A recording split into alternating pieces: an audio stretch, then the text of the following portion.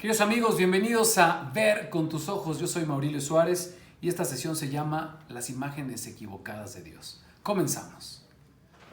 Pues gracias por estar con nosotros en esta sesión, en esta serie de programas donde queremos ayudarte a desmitologizar algunas cuestiones de la fe. Me acompaña Benjamín Córdoba. ¿Cómo estás, Benjamín? Un gusto. Nuevamente aquí, feliz y listo. La sesión pasada platicábamos del mundo secularizado, este mundo que no necesita de Dios, y citabas a Nietzsche, quien decía que Dios había muerto, y yo quiero ahondar en este tema.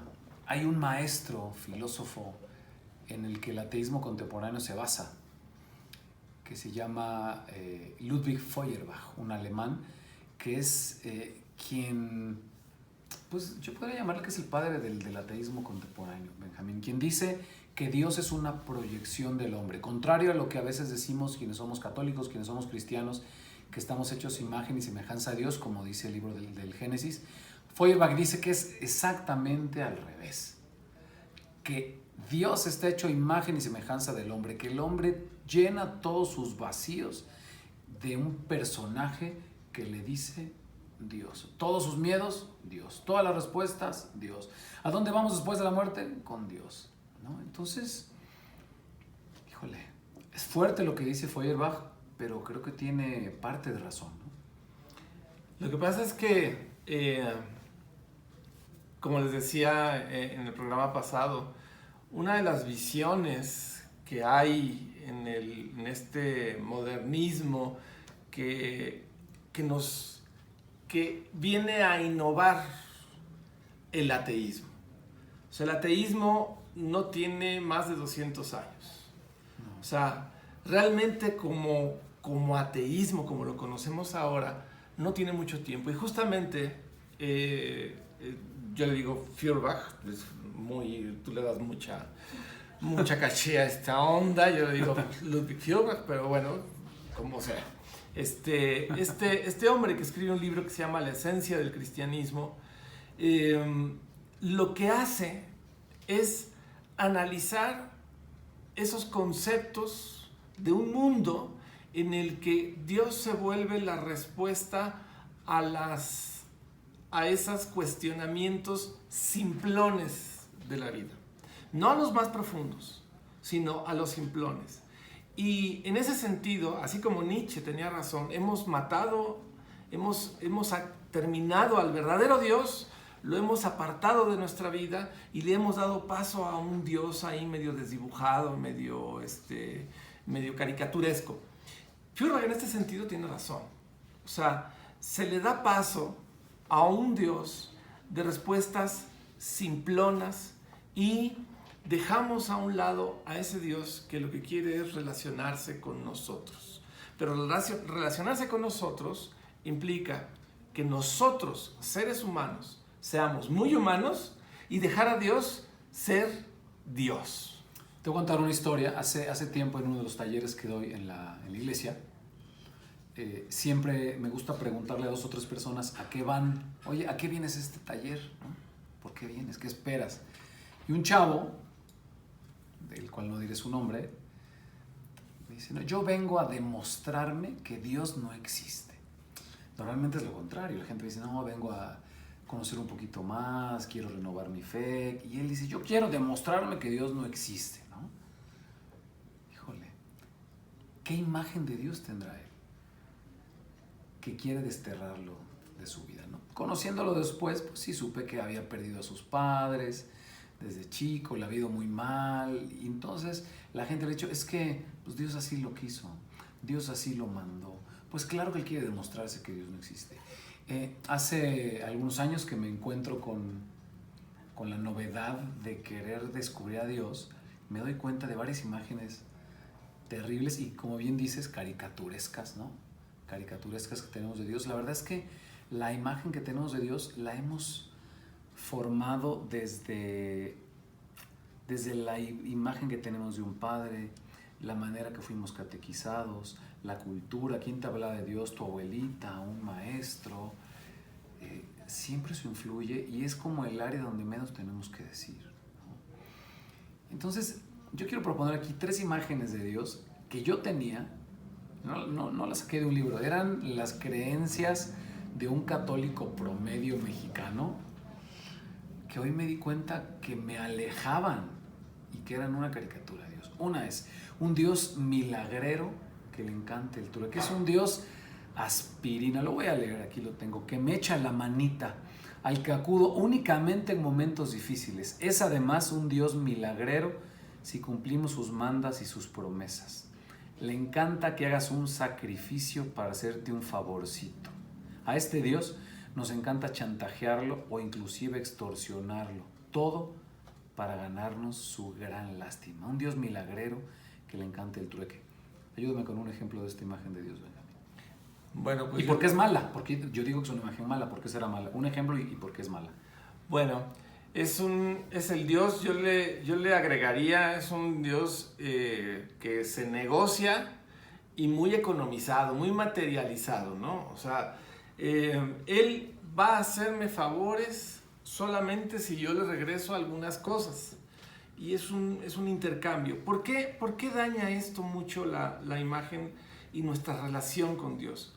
Porque nos impide, uno, ver la realidad en la que estamos nosotros. O sea, esta visión de Dios nos impide ver que las situaciones de vida, que pueden ser un problema económico, que pueden ser una enfermedad, que pueden ser cualquier desgracia, en ese proceso de la vida vamos a aprender y tenemos talentos y capacidades que nos permiten salir adelante. ¿En dónde está el vínculo con el verdadero Dios? No con este Dios milagrero, sino con el verdadero Dios que nos ayuda en un problema.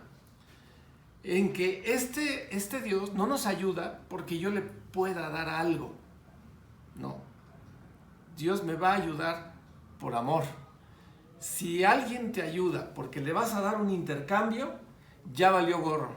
O sea, si tú tienes un hijo y tu hijo te va a obedecer porque tú le das un premio, pues entonces tienes un hijo foca, ¿no? Tú le avientas el pescado y entonces él va a brincar cada vez más alto y va a hacer unas suertes padrísimas.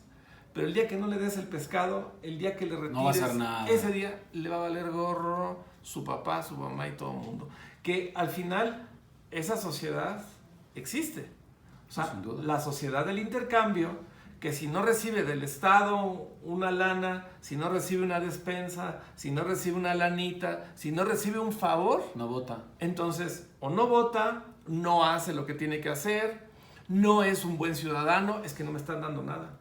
Y como no me están dando nada, no hay premio, no hay nada, pues entonces no vemos el bien en sí. Y está terrible que llevemos la imagen de Dios hacia allá, ¿no? Claro. O sea, un amigo me decía, es que a mí mi mujer me trata como a Dios. Mi esposa me trata como a Dios. Le dije, oye, pues te felicito. O sea, te respeta, te ama, te alaba, te bendice. Me dice, no. A mí nada más me habla cuando necesita algo. Y es que esta imagen de Dios es así, es un Dios de botiquín.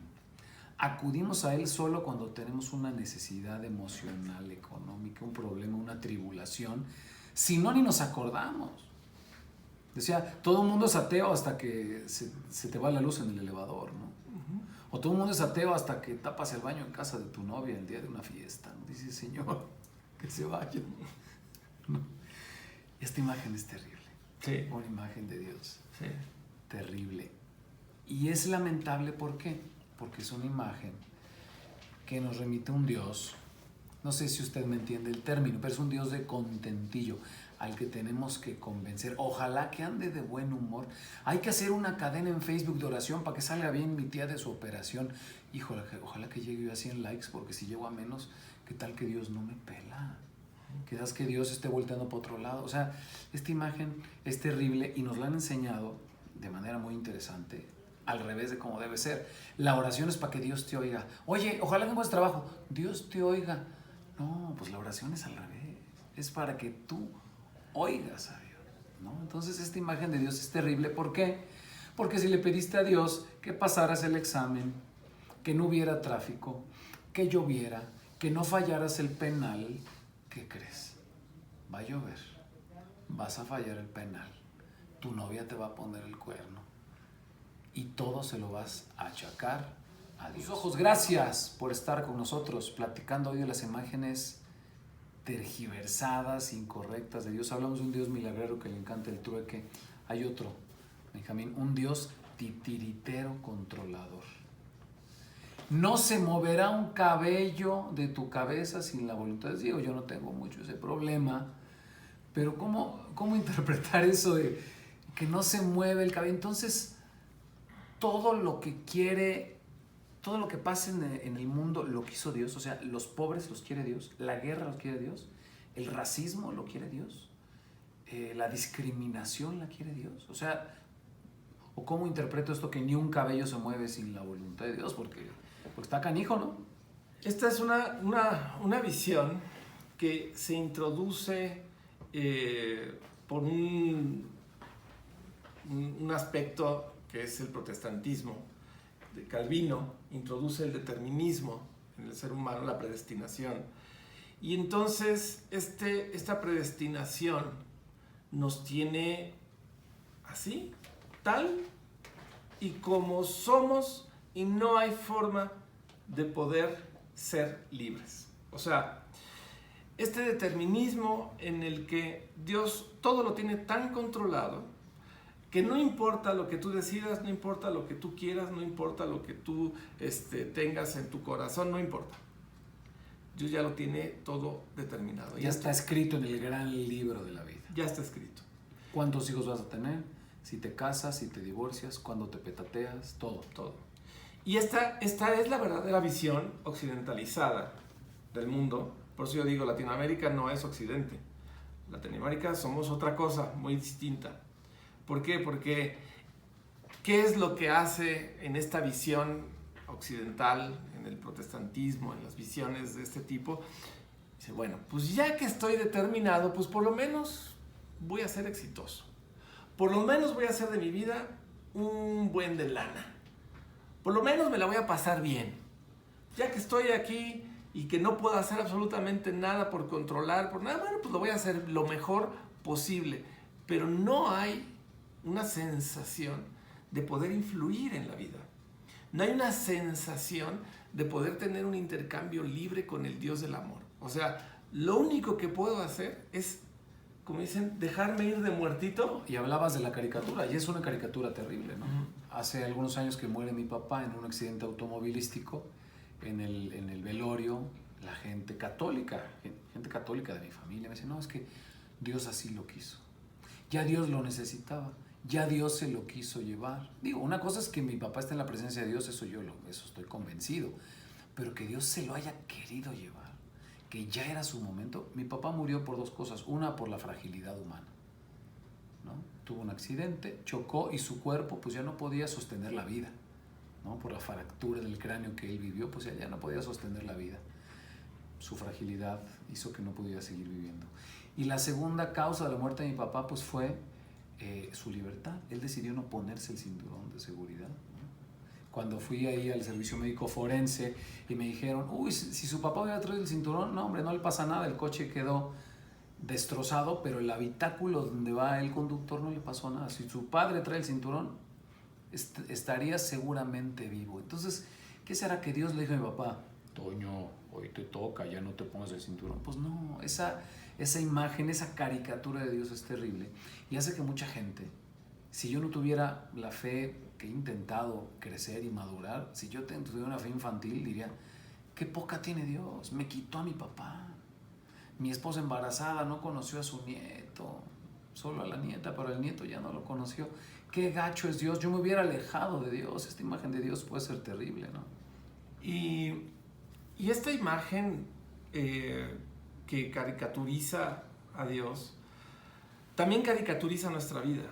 O sea, no solo plantea una caricatura hacia Dios, sino nosotros mismos nos metemos en este cómic mal hecho, ¿no? En el que yo en mi vida no tengo plenitud de facultades para amar a quien yo quiera. Si amo, es porque así estaba determinado. Si odio es porque así estaba determinado. Y entonces, Terrible. ¿qué tipo de vida voy a tener? Pues la vida que alguien me asignó. No la vida que yo quiero llevar, sino la vida que alguien me asignó. En este estado de vida, se me olvida que es básico para amar. O sea, si yo quiero amar, necesito hacerlo libremente. Y entonces, si no tengo libertad para elegirte, entonces no tengo nada. Soy una velita, ¿no? Claro. Que ahí va. Entonces, la voluntad de Dios no es que mi papá se muriera, o que No. tengas 3 hijos, o que tengas 8, o que te divorcies, sino la voluntad de Dios es vivir en el amor atento a lo que Dios tiene que decirte. Una tercera imagen de Dios con la que vamos a terminar el programa de hoy, un Dios castigador. La imagen de Dios como un reloj checador que te observa en todo momento, enjuicia cada uno de tus pasos, premia a los buenos, castiga a los malos. Más que Dios, parece un Big Brother. Uh-huh. Ante este Dios se siente más miedo que amor. Quien monta una relación con Dios así, solo sentirá la frialdad de cumplir las leyes ante la religiosidad. Y debemos reconocer que la influencia para haber creído o para haber tenido esta imagen de Dios es esa imagen en la que en el Antiguo Testamento la protorreligión monoteísta viene de la creencia de una serie de dioses que están basados en la promesa de una civilización o de varias civilizaciones, la persa, por ejemplo, las asirias, donde el dios lo primero que tenía que preservar era al militar. ¿Por qué? Porque el militar aseguraba la seguridad de la ciudad. Y entonces en Lil, An, estos primeros dioses Ya, son los primeros dioses asirios y babilónicos en los que lo primero que hay que proteger es la ciudad, la civilización, la cultura, y entonces era un dios de la guerra. Y en este dios de la guerra, pues evidentemente se volvía una propaganda más política que teológica, el que Dios castigaba ¿a quién? A los enemigos del rey. Claro. A los enemigos del rey, a los enemigos de esa civilización. Y entonces Dios, ¿a quién le iba a hacer caso? Ese Dios le tenía que hacer caso a los suyos. Al devoto creyente. Al devoto creyente. Al que le daba el sacrificio, al que le daba el trueque del que estamos hablando. Exactamente. Entonces, en esta historia, pues va a permear todavía en el Antiguo Testamento y en una visión monoteísta, va a permanecer esta idea. Pero tenemos que entender... Bueno, y llega hoy, 2000 años después de Jesús. Claro, pero vamos, a lo que voy es que es una visión de una cultura en un momento histórico. Debemos entender que muchas de estas ideas se basan en momentos históricos de la cultura y que eso es lo que lo tenemos que diferenciar. Tenemos que ser capaces de discernir lo que es cultural de lo que es teológico. Y cuando entendemos que esas civilizaciones dependían de su espada para poder permanecer, para poder seguir vivas en la historia, como muchas otras civilizaciones no lo hicieron. Simplemente ni siquiera las conocimos, seguramente. Estas sí sobrevivieron. Y sobrevivieron justamente gracias a esta visión militarizada, guerrera, imperialista y demás. En nuestra época, hay quienes todavía viven en un imperialismo teológico en el que creen que Dios va a castigarte si tú te portas mal. Se les olvida que la vida es un proceso y que en este proceso tiene consecuencias. Este proceso tiene consecuencias, pero como es mejor siempre que alguien tenga la culpa, porque a ver, así como nos molesta un Dios guerrero, vengativo y demás, también nos acomoda bastante chido, ¿eh? O sea, también está padre decir, no, pues es que mi papá se murió por culpa de Dios. Y entonces quito la responsabilidad. Me la paso más tranquilo. Me la paso más tranquilo porque además digo, mira, no importa si te pones el cinturón de seguridad o no. De todos modos, si Dios quiere, te lleva. Porque cuando te toca, ¿no? Sí, exacto. Cuando te toca, te toca. Es el viejo y conocido refrán. Entonces, hagas lo que hagas, te va a cargar el payaso para acabar pronto. Y entonces tengo derecho a estar enojado con un Dios que se lleva a mi papá. Y entonces, ante esta creencia, Justifico mi no creencia. justifico mi no creencia Mi tibieza y mi odio. espiritual. Mi No. odio. Vivo enojado. Vivo enojado. Encabronado. Exacto, ¿no? Me molesto con Dios, ¿no?